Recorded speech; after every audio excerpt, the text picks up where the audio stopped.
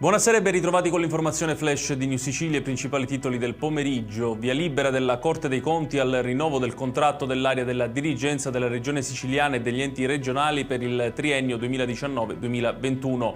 Un risultato fondamentale che consente alla Regione Siciliana di allinearsi agli standard nazionali della pubblica amministrazione. Il commento dell'assessore regionale alla funzione pubblica Andrea Messina.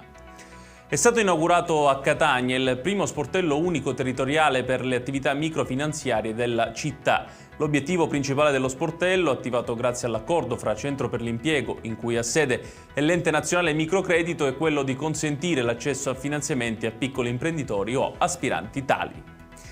Incontro quest'oggi tra la FIM CISL e il board di ST Microelectronics per discutere del piano occupazionale dell'azienda nelle sue sedi italiane, tra le quali Catania.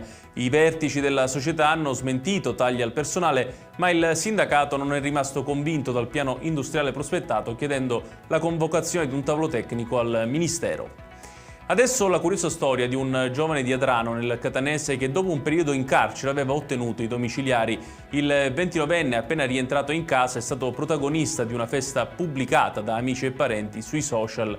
La polizia ha così fatto rapporto su quanto accaduto alla Corte d'Appello, che ha deciso di riportarlo poco dopo in carcere. Chiudiamo con il meteo. Sarà un'altra giornata contraddistinta da cieli nuvolosi e piogge, quella di domani in Sicilia, ciò a causa di una corrente di aria umida che ha investito la regione, che però non porterà a rovesci significativi.